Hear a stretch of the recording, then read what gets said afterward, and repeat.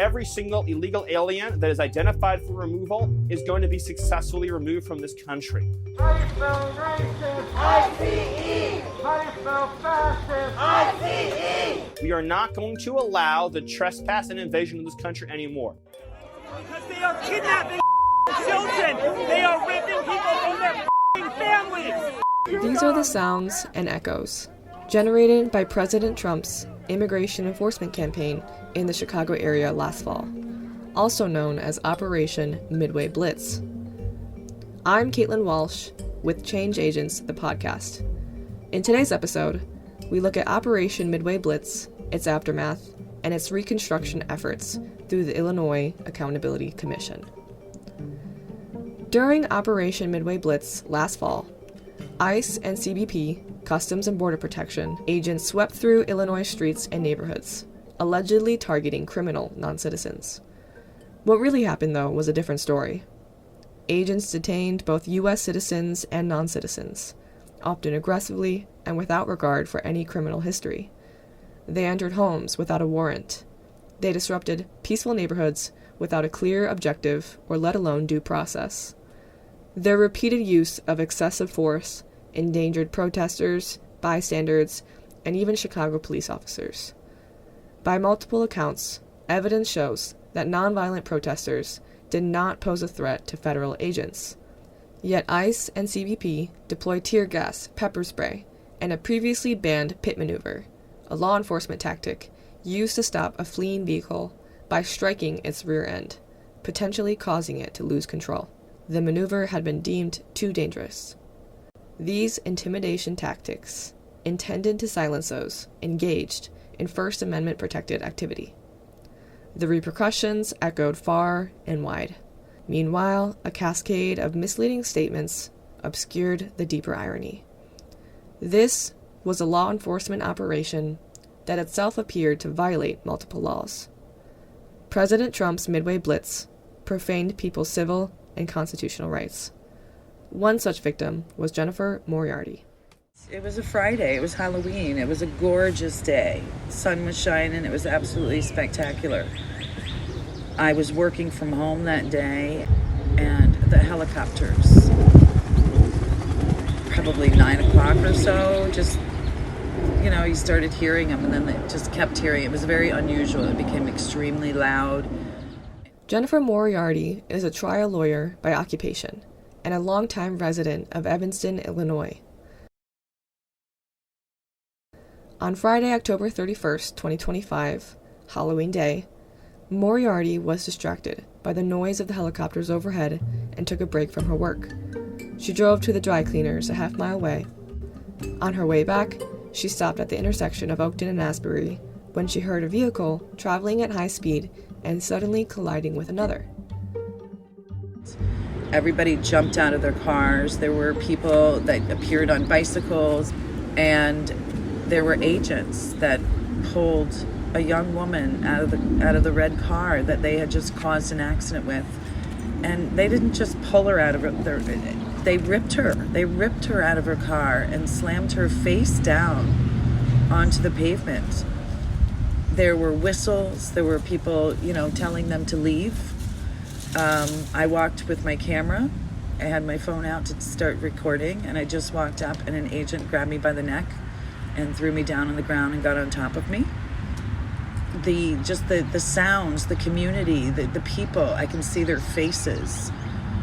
Every time somebody came close, an agent would throw them or push them.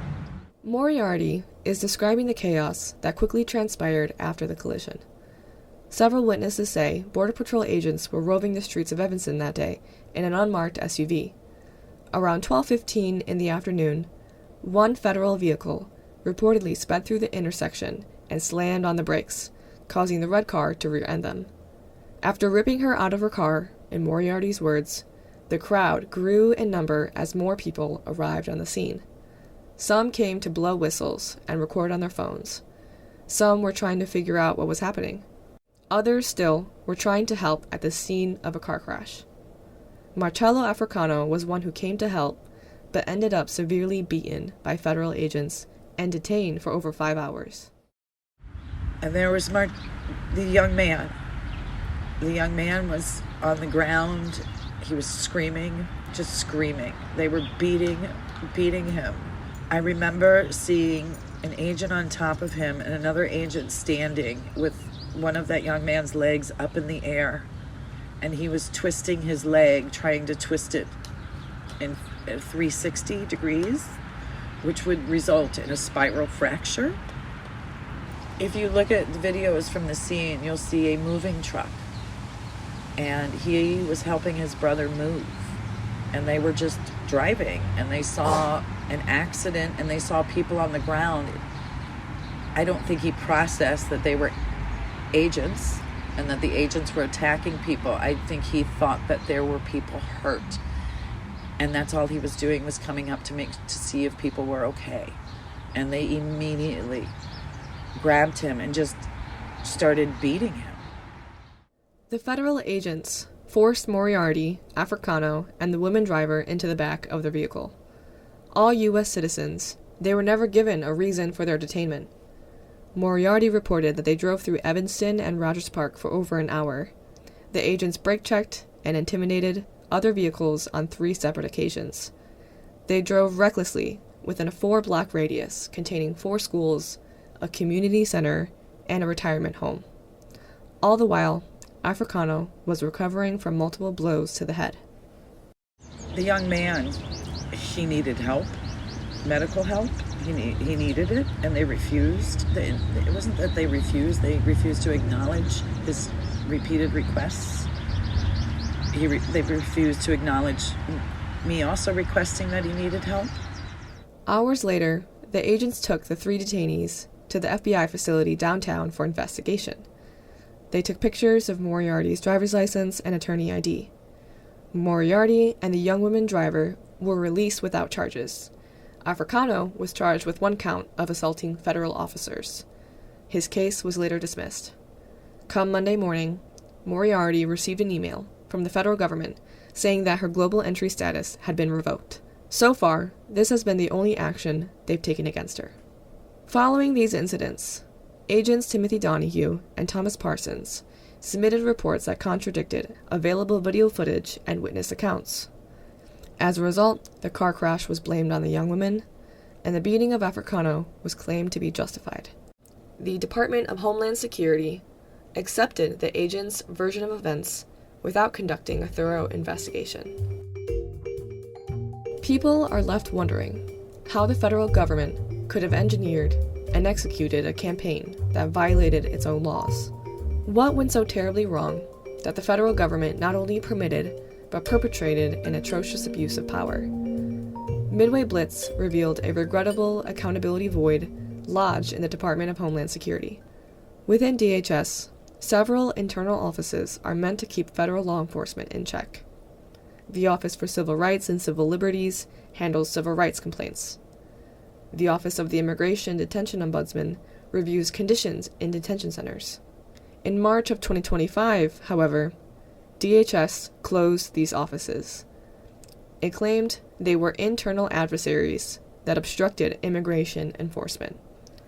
When several human rights organizations sued DHS for this unlawful closure, DHS reversed course, reopened the offices, but assigned only a small number of staff to operate them. The Trump administration gutted staff and funding, appointed unqualified leadership, and made filing complaints far less accessible, creating conditions ripe for abuse. Sioban Albiol is a director of the Asylum and Immigration Law Clinic at DePaul University's College of Law. Working closely with these offices in litigation, she has personally seen their capacity decline.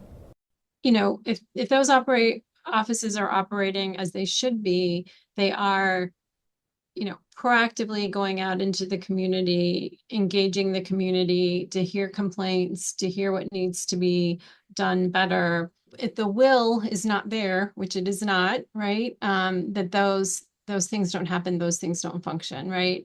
But it's really just a question of priorities within this administration and policies within this administration that they're elsewhere within ICE and with, right, what's getting funded within CBP and ICE. It's to build more facilities, it's to detain more people, it's to buy warehouses to detain more people. It's all about the detention piece without regard to standards or processes or rules. Seeing how DHS internal guardrails are subject to the whims of the executive, it raises basic questions about its structural conflict of interest. How can Congress protect their independence and autonomy? Should Congress pass a bill to separate internal DHS oversight offices from political control? Should state and local governments have greater authority to oversee and hold federal agencies responsible for their actions? Albiol says that both internal and external oversight agencies are necessary. I, as an advocate, can go to the ombudsman or go to CRCL with my complaint, right? And that's a tool in my toolbox to use, right, to try and affect change. It's not the only tool I'm going to rely on necessarily, but it is a tool in my toolbox. Now I have one less tool. Aside from the grassroots organizations that have responded to Midway Blitz, the state of Illinois has also risen for the occasion. It is the first state to investigate misconduct by federal law enforcement. Governor J.B. Pritzker established the Illinois Accountability Commission within the Illinois Department of Human Rights. Vice Chair Patricia Brown Holmes explains the purpose of the commission. The federal government has consistently failed to deliver accountability, and culpable agents are still roaming our streets. The Illinois Accountability Commission was created to fill this accountability void, to catalog what happened, to investigate the truth, and to demand justice for the people of Illinois. The Department of Justice has not demonstrated any will to investigate the agents involved. So what's left is local government and local prosecutors. That's where Governor Pritzker's Accountability Commission comes in. The commission investigated and documented. Over 6 months, they conducted 16 in-depth investigations into flashpoint incidents. They spoke with nearly 60 eyewitnesses, held 7 private community listening sessions, and reviewed hundreds of hours of video footage.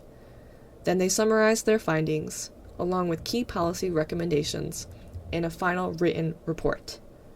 The commission submitted this report to local prosecutors, referring the matter to the Cook County State's Attorney, Kane County State's Attorney, and several police departments in the Chicago area. Now the commission awaits a local prosecution. As productive as this final report is, so much work lies ahead. The issue of DHS oversight offices remains unanswered and untouched. How can these offices and other preemptive mechanisms be protected from political agendas? With that, a final word from Governor Pritzker. We can't let Americans forget the offenses that happened here in our cities.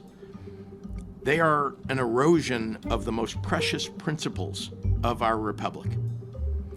Beyond the headlines and the propaganda are real people, members of our communities, whose lives were and continue to be upended by the chaos that's been brought by the federal government. We cannot be quiet until there is accountability and justice.